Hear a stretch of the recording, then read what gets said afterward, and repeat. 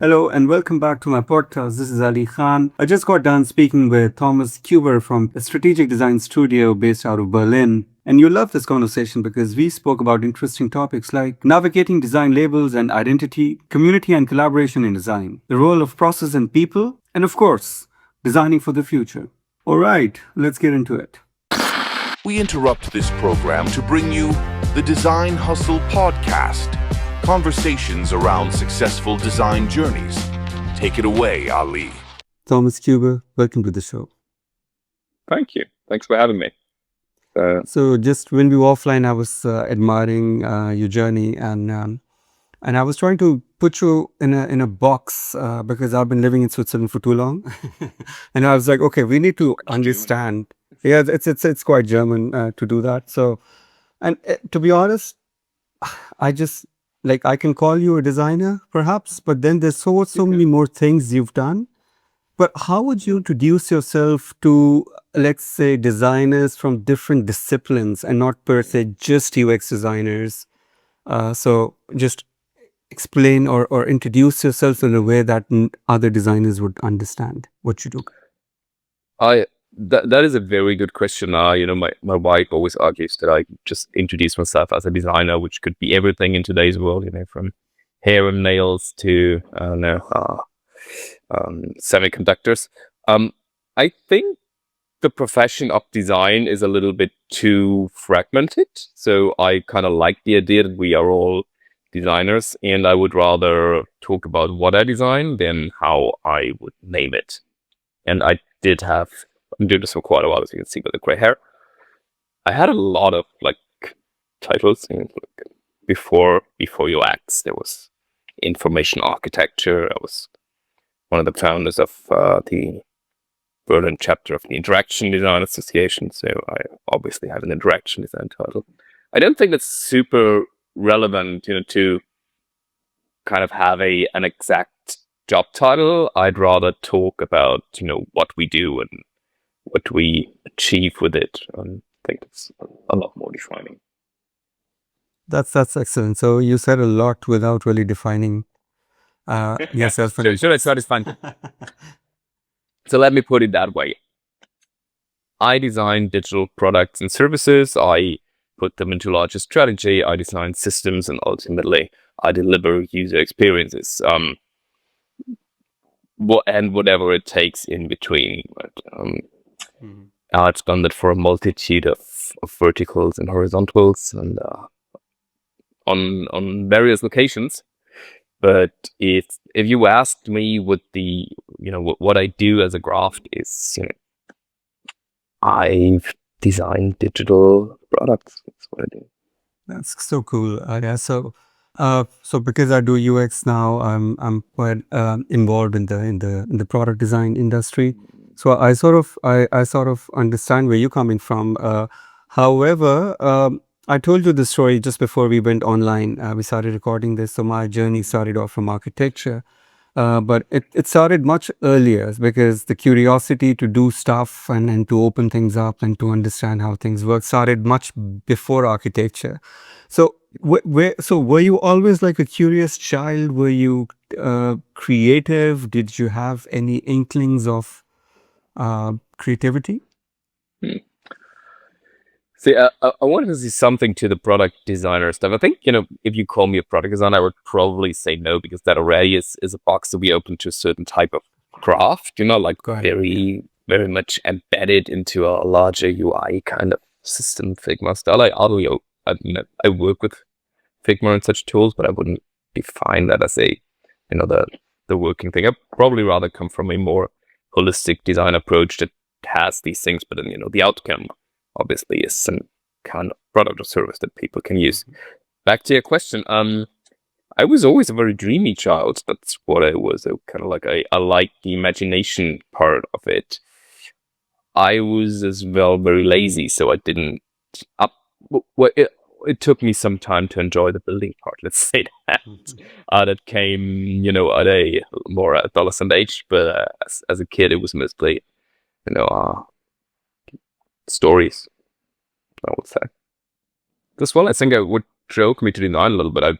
Before, this whole I started this when there was no digital design or that stuff. It was when the internet kind of flourished. And I at first I thought I was doing movies, where like I was into like time-based media, as we called it. And then this possibility of X dimensions came up, where like interactivity is like a time-based medium on time-based mediums. So I always liked the idea of having these instances that we craft as vessels for stories, for things that we can experience as humans.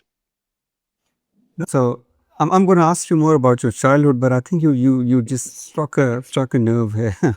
You said something really interesting. I'm just going to earmark it, and then we come back to that. So and that is this idea of like you spoke about the importance of narratives as part of the design process and the design itself, right? And now I know why you were talking about UX and not per se the experience part and not the product part, because the product was an outcome, could be an outcome, one of the 10 outcomes that are part of, right? So now I think I'm going to ask this question again later, but growing up, was there anyone in your family who was an engineer or a designer who sort of showed you the way? So my father worked as an electrical engineer and computer engineer. So we always had very weird old school, we're talking about 1980s computers at my house. I as well seen my father carrying around his first laptop, which was kind of a suitcase size and had a monitor like this. I think it was an HP or something. So the technology part, yes, we didn't have any designers in the family, but we come from a family from, we're running a family business for quite a while as well, which is very, it's old school construction and sewing and stuff. But there was always the room for creativity, to build things and to try stuff out, which I think was very privileged. Yeah, it's something I really enjoyed a lot. And as I told you, like it's stories and the idea of conveying human experiences and crafting this idea of the dreaming and imagining. I think this was a very integral part. I was born a small town kid, so there wasn't much to do. That helps. Generally, to daydream and everything to pass the time. Yeah. So and you got into, I'm guessing you got into the design school or art school because you wanted to run away from the family business. Is it part of it? Did you? No, it was more. So I like I said, like when I became older, I wanted to do something creative. That was as well. I didn't want to do math. It was kind of a thing. So in Germany at the time, you had to do a mandatory year of army or civil service.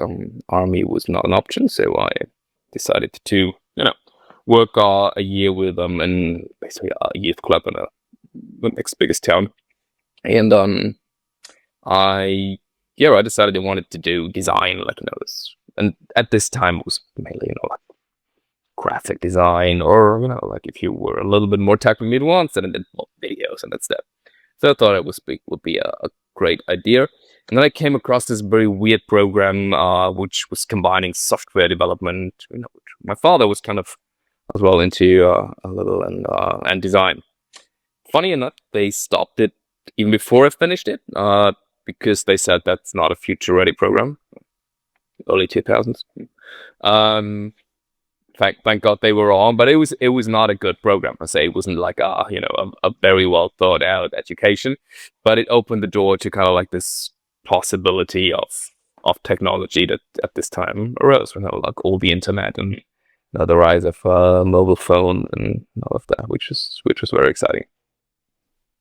That's cool. So and then that sort of started your career, let's say. It did, yeah. I mean, I started in research actually. I finished in 2006. So I moved to Italy, to Rome, just before I graduated, to actually get into film, which then I decided wasn't a good idea at the end. So I came back and I started a position at Fraunhofer Research, which is a German-based research institute, with a very quirky institute called the Media Art Research Studies, or short MARS. which is run by two people I admired quite a lot, Monica Fleischmann and Wolfgang Strauss, who were media artists. So we were basically crafting interactive experiences, and I was very, fumbly writing Flash code and action script and trying to do camera trackings and came up with these museum pieces, which was not very well paid as an understatement, which is very badly paid, but very interesting and a lot of fun. So and then and then they kind of like moved the studio somewhere else. I didn't want to follow, and I basically just wrote a couple of applications. For instance, like just by chance, I came to Berlin, and then I started at the first design studio I worked with, which was a spin-off of not a spin-off, but I founded one of the SAP founders who met one of the Kelly brothers in the States and wanted to found the German IDEO, which wasn't a success at all, and it was a very weird experience. But through that, I kind of I got deeper into this US based idea of experience design and how this whole kind of user research in combination with personas and with like the interaction design approach and user-centered design, obviously, and the whole idea of humane technology, and that kind of stuck with me, to be honest. That was, I think, the inflection point was kind of like I want to do technology that is there for people. That's kind of like a theme that's pulling through ever since then. Were you also forcing yourself into a box because, of course, you wanted roles and jobs as well at that time? So did it help calling yourself an interactional designer when you would go into the market? No, I think I honestly do not remember completely. I think the first role was called an information architect still, just because that was the thing. And no, I was never much fan of the too narrow boxes, and never as well got the the double and triple job titles, like the I don't know mobile service interaction engineer or something like that. I don't think it works for me. Honestly, I'm more of a generalist as well. If you ask me, and I'm not the super. I can't do elaborate drawings. I'm not the best pixel perfect designer. I'm surely not, not the best in everything, or in anything. And I was always more interested in the overall picture and let's say the holistic approach of things. I relate to you 100%, I think. So I'm asking you this question because, it's been one of the biggest challenges for me during my career. The last 20 years, I've changed some hats over the years, right? So I had some startups. I was a startup founder, and then, so I started to associate myself as the founder, then the creator. Then I'm like, nah, even that is a little, and then I'm a creative, maybe a content creator. Like where can which niche can I put myself into for me to be able to market myself better? So this is just for marketing purposes.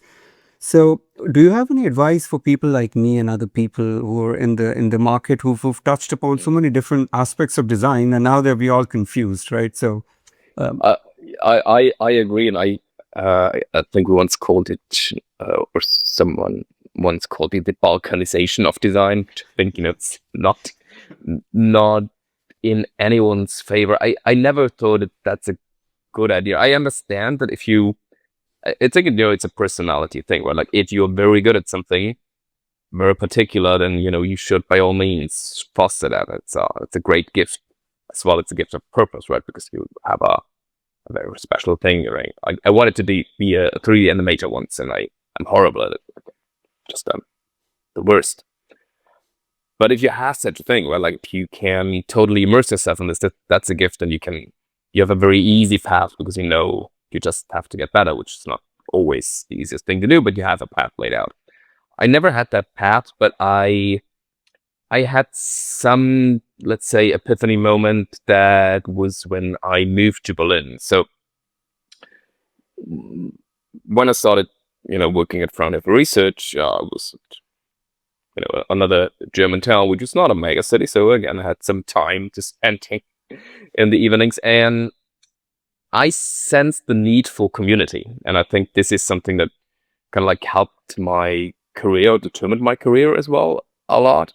And it was kind of like the point when things spun around. So I moved to Berlin, and I kind of like was on this internet site, rest in peace, ixda.org. And I saw that there are local chapters. And so I moved to the German capital, and I was very sure that there is, I can point on the map and there will be a local chapter, which there wasn't. There was a button, do you want to start a local chapter? Then hit this button, which I kind of like accidentally did.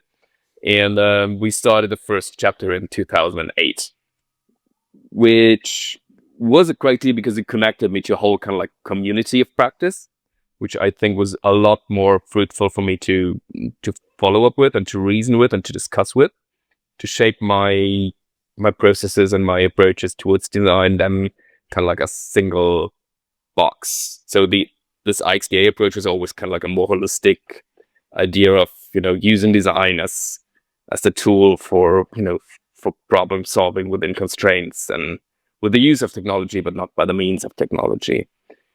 And, I think this kind of like, let's say human-centered approach to career as well was helping me a great deal. It was mainly not by labeling myself, but kind of like associating myself with the right people. Mm-hmm. Mm-hmm.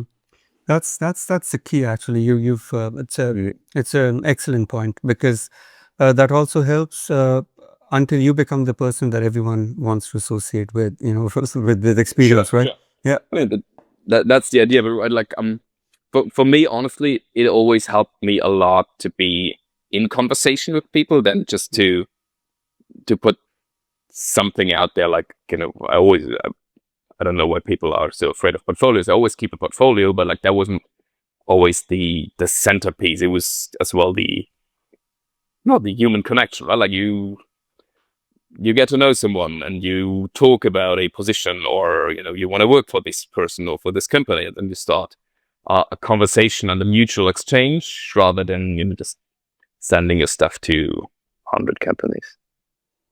That's so cool. I'm going to jump to one of the most intriguing aspects of your tagline that you have on LinkedIn, right? So, and I found you on LinkedIn, and so you talk about futures and talk about designing futures. And I was just, when I saw your tagline, I'm like, you know what? I would love to do that for a living. So you know what I mean, right? It's almost like a passion statement, and I'm like, so I need to ask Thomas, like, how do you make money?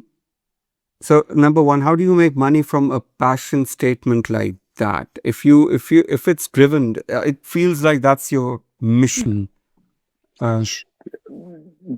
That may be a mission, but full disclosure, you do not make money out of statements. You make money out of hard work. That's how you do it. Honestly, for me, thinking about the future is a logical progression.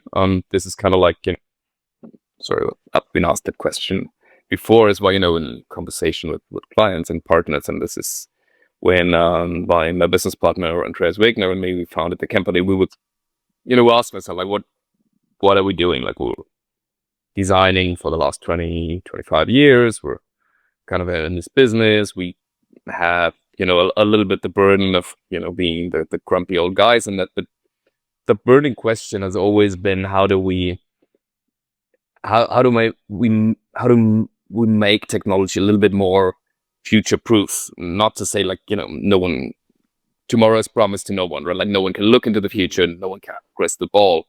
But if we look back at technology right now, from the big stuff that we're seeing right now, like Twitter, X, Facebook, Tesla, you name it.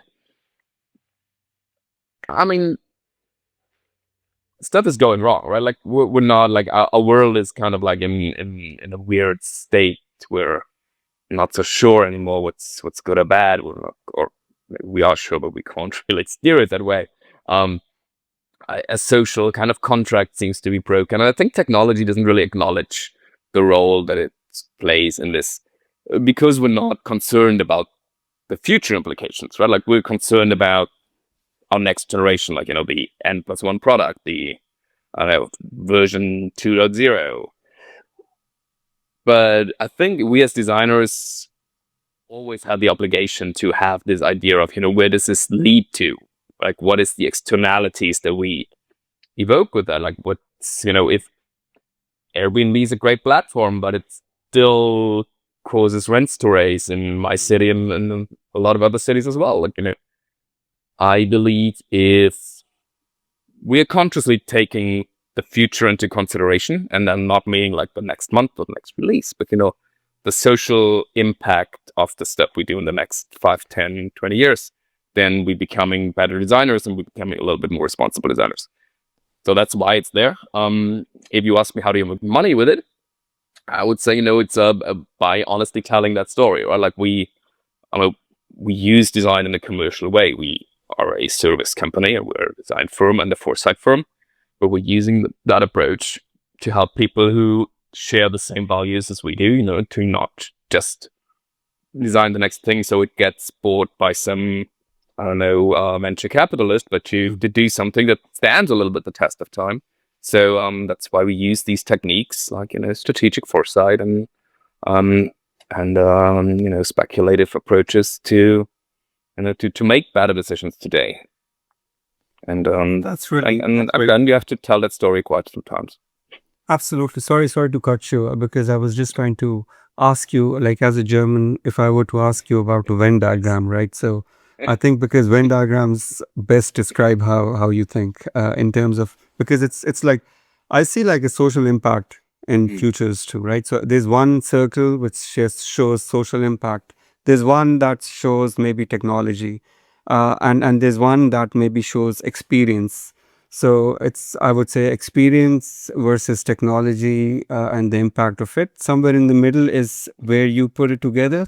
But would you make the product a conscious part of it, or the product could be research, the product could be a box, a product could be something else? So how do you? Yeah, I think that the product is a little a wobbly term in our times, where like I don't think that we, especially at Futter 2 and we as designers, we're not necessarily putting a product as like the boxed code or the subscription service or something. Like, a lot of our products are research based, like, right, like we inform our clients about future development. We give them speculative ideas to, play around with. We give them advice on technology and the use of it or the potential pitfall of it. A technique that we use quite often is the idea of dystopia as well. So, imagining not so bright futures, and, that per se can be the product of this thing, to find out features that you don't want to be in, and what it means to not get there. So I think we use the term product very, very broad. That's excellent. This is what I wanted to sort of figure out, because I think then your definition of what you do perfectly fits within what you're doing right now, because you're offering a service through Future SY, and it's just and the promise is not that of a product, or it's it's mostly to do with the outcome, I would say, of the process that you undertake. Is it? Yeah, I think the process is important, but as well the people who do the process, but we're craft, not a trade. So it depends on who does it, right? Like it depends on the personality. I think we pride ourselves as well on being an independent studio. We're not part of a technology company. We don't have to use certain frameworks. So basically the things that we propose are kind of like, they can be a little bit rebellious. They can be a little bit like out of, the norm, or a little bit of like distinguish as well. But yeah, sorry, I was getting somewhere else. But don't get me wrong, we're still a commercial company, right? Like we're doing this for a living. So impact is important, right? Like the stuff we do has an impact. It just might be a little bit less to the nose in terms of a feature release. It might be a more strategic impact. We always said that we work on 3 different kind of areas, right? Like, so the man-machine interfaces, or the human-machine interface is kind of the obvious, right? Like we design interfaces, we design, products that have interfaces, but we as well design relationships. Right? Like through this products, people communicate, they learn, they get better, they make decisions. And ultimately, we help designing organizations because we shape these organizations that we work with. Because somehow they have to maintain this, right? Like, well, at some point of time, we're a service company, we're gone, but we can't be your design team forever. So we try to have education at the core as well to shape these organizations, and so to say that the product as well, if you want to come to this. But it's not for the process sake. It's impact is important. Like what is the outcome of the process? That's very cool because I was trying to think about like a one-liner for you. Like, what do you say? Like over here, like the McKinsey for future designs. Please tell me if you think of a one-liner for me. I'd be very curious. Would it be the one-liner? My life has always been about trying to find clarity in everything that I do, right? And that's been the bane of my existence. I can't find clarity. It's like, what do we do? Why do I do it? What's my purpose? So these are the questions that keep coming back. And how can I define what I do and what my motivations are in a small way? I'm from the East, right? I saw you were in India recently. So, we like to say the same thing twice as long because we're into narratives. You're into like, that's how the culture is, right? Yeah. So there are 2 ways to get to a point, and there's a longer way, and there's our way. So it's our way is generally the longest because it's like when I'm in the process of learning German, and the hardest thing is like you need to end sometimes with where you start. So I don't know where this sentence is going generally when I start this sentence, right? So and that's been one of those things like, okay, so it's a cultural shift. So tell me how did you end up there in India? Bangalore, India, and there was this summit and you showed something. So please talk about that. Okay. Long story short, I've been in India for quite a couple of times. I lived in Mumbai in 2015, I think. Of 2015, we worked for a small humble company called Geo by their owner Mukesh Ambani, which was let's say an interesting experience, but it was an experience on scale. So you probably know whom I'm talking about. So that was a very demanding environment, but as well a very interesting experience because we obviously got to shape something that is very new. We could bring internet by 4G to even remote villages in India, and it was e-learning, telehealth, and all these services that were not really thinkable before. And I started to make them. No, again, this is I'm now trying to think of a tagline. I'm very based on human relationships and human connections. I made connections there. I made friends there, and one of them is definitely Jay Dutto, who as well was involved in the IXDA, and I've been to the Designer Festival a couple of times, and last year, basically, Jay gave us a chance to talk about something that we're very involved in over the last couple of years, which is kind of like the future approach to mobility, or how we get along, beyond the idea of more cars, more scooters, just more is more, which ultimately leads to, the state of congestion, pollution, and environmental harm that we're doing. And so basically, the talk that Andreas, my business partner, was there with me. We had was based on the research we did for a couple of our clients, but as well the experience there that leads to a couple of new paradigms for mobility, which we just wrote a LinkedIn post about it. Probably better to look at it there. But there are a couple of vectors we think that are traceable right now, that might more or less expand into the future, but definitely have something to say, which is the the plateau of speed. So we don't think that the idea that things just are faster will be the determining factor in the future. If you look at cars in the past, it was always like, faster car, better car, right? Everyone wanted to have a bigger engine, a faster car, which ultimately is, well, they're insanely fast right now, and they can't move because they are in traffic anyway. Same with trains, right? Like we're building these hyperloops and that stuff, which is insanely fast. But at the same time, we understood through our research that, once we kind of make this travel space a more humane experience, where you probably, can socialize on your way with connectivity, kind of enables a lot of new features while you're kind of like in a train or on a plane. Something that these speed paradigms just come to a plateau, and they won't be the determining factor for successful products in the future.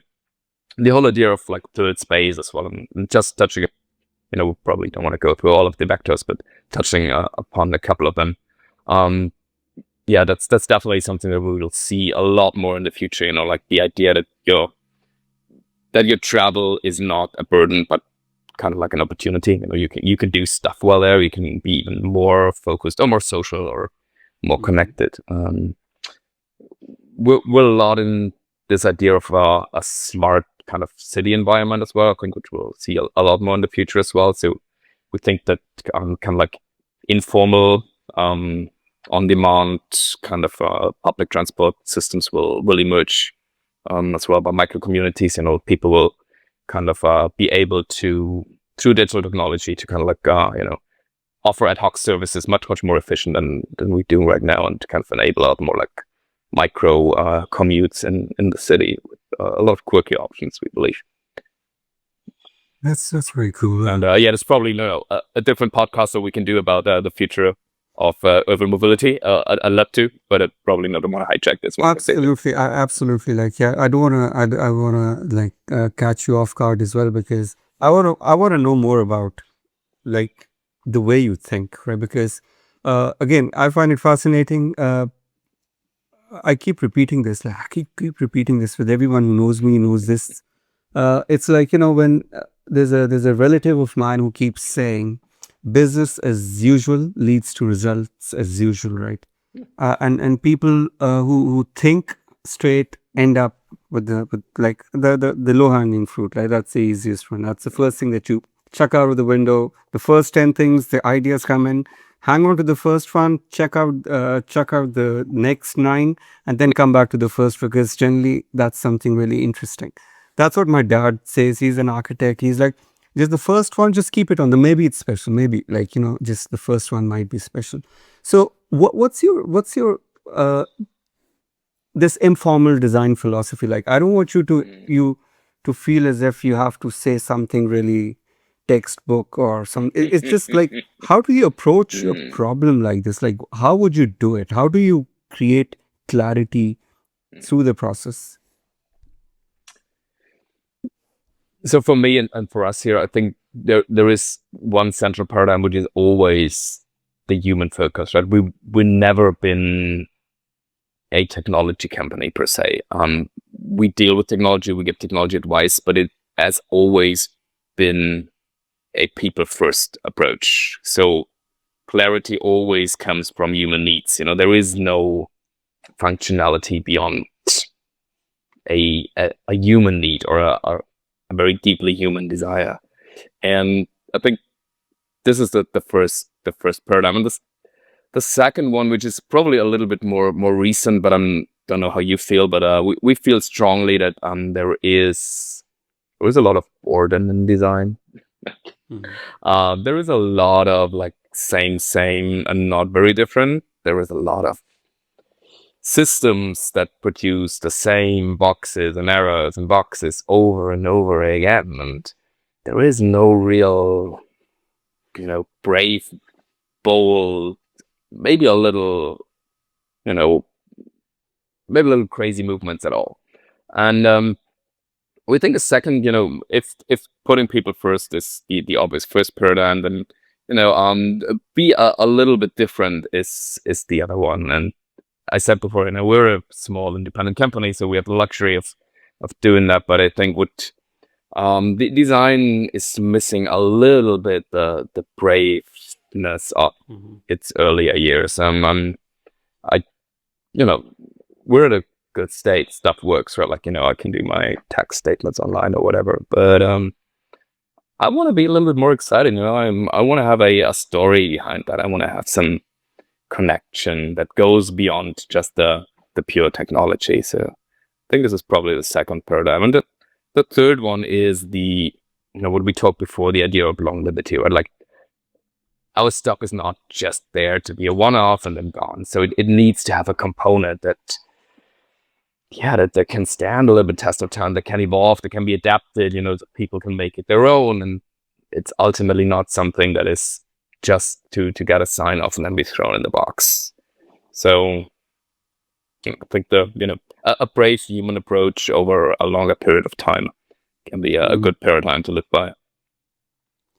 And that's really, I think that's really key in that respect. So I like the human first, what you're saying, because of course there's some needs and there's some problems, and then they sort of they're the starting point for something. But I've had a very Breaking up heated. building, to be honest. I think it's gonna sync up. Okay. Can you hear me now?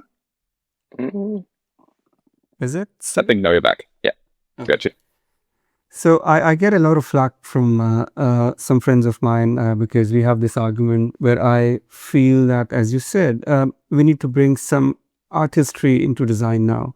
And there's this idea that design has become a series of systems, for example, like, you're following these design systems and then these parameters, and then you follow the grids and you make sure that you can click on it, then you like to share, you be able to see it, like it has to be inclusive. These are all nice things, right? Don't get me wrong. But what it does is it dumbs down the system to a point where everything starts looking like everything else. So it's the commoditization of everything, where everything loses its identity, its specialness. It's like, music. When I used to have a CD of something, that meant something. And now the moment you had Spotify's and it's gone. Everything is a playlist, and that's it. So I don't think it's that black and white, and don't get me wrong, I'm the biggest defender of usability and all of that, but I don't think it's contradictory, right? Like, I don't think we can't build usable, accessible, and engaging or emotional products at the same time. I maybe think we even need less products. We just need better ones. Right? Like, we don't need, like, where's my phone? I have a dozen apps on my phone that basically do nothing, just because every bloody thing that I buy needs an app that I open once and I close it again just to create an account. I don't need all that shit. I did a video also about design up. The last time I was there was before COVID. I did a talk that was labeled "Doing Hard Things." I think as designers we should focusing on designing hard stuff, like not like hardware, but like the big problems. If you look at Silicon Valley designers, how many brilliant, well-paid minds are there to improve conversion to label the online shop of your choice. I once was at a project, I won't tell you for which client, but it was about solving the last meter problem. Not the last mile, but the last meter. How do groceries go from your doorstep into your fridge? Like, honestly, that's nothing that will, that's important. So I think with designers, we need to upgrade our problems to do real stuff. And then we can be, we can be useful. We can design beautiful things. We can design very usable and engaging things, and stuff that is like ticking a lot of senses and a lot of boxes, instead of just doing the next interface because the problem's already been solved. It doesn't need so many bright design minds to give me a next Shopify interface. But I can look around as well. I see a ton of problems where a lot of designers are needed. I'm just out of a call with someone that's working with the UN in Ukraine. Like, there is a gazillions of problems that need brightest design minds and a lot of help. So I think if we as designers consciously work on being ready to take responsibility for harder problems, then we can be we can be better designers as well. Not only we can do better work, but we can be better at our craft. Well, that's That kind of remotely makes sense. no, absolutely, 100% agreed. I think it's very well put. Again, it's a statement, right? Do hard designs. That's great. Yeah, I think, I mean, this is my personal philosophy. I don't have a full proof point for that, but I think it makes you a better designer. Absolutely. Okay, so I'm gonna wind this up. I can talk to you about 1,000 things for hours, but maybe we can have. I'll try to take another session, steal another session from you in future. No, sure. But Sure. for this one, so maybe in 3 minutes, maybe just try to answer this in 3 minutes.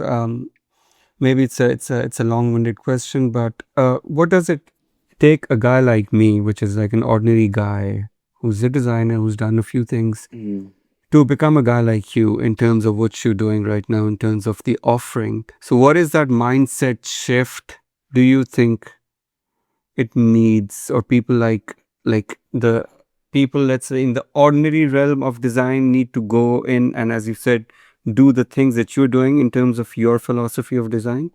What advice would you give us to? Because I don't think that I'm any more special than you are, and I don't think I'm doing that extraordinary stuff. So I'm refusing to answer that. But if you want to have a hint, or like, I'm just doing this for quite a while. If you want to have a couple of like advice, I would say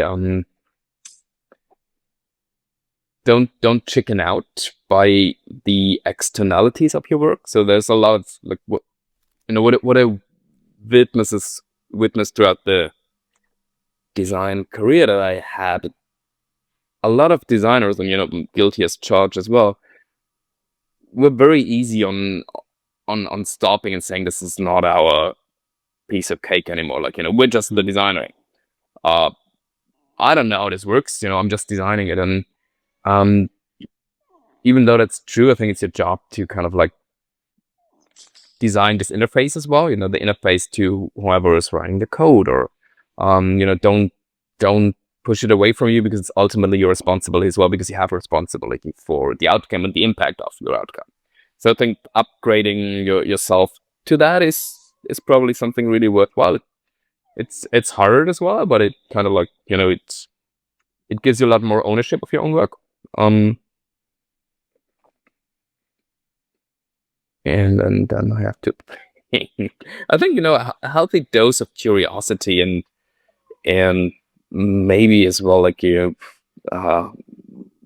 willing to not follow the zeitgeist completely is something that is worthwhile. I had one of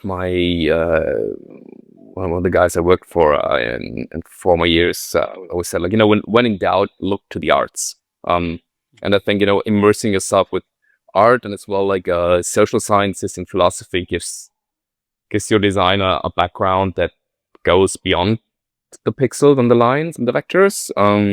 Because ultimately, like I said, for me, it is that kind of elevation of the human mind, right? Like that design can do, in the extension of these humane stories that we're telling. So if you upgrade your mandate to beyond your design profession, and probably if you upgrade your interest beyond your design profession, that's a good way to start. That's perfect. Thank you so much, Thomas Kueber, and hopefully speak to you soon. No, absolutely, no, which is great. Yeah. Okay. Thank you so much for the kind words and the super interesting questions. Thank you. All the best. Have a good one. The Design Hustle Podcast.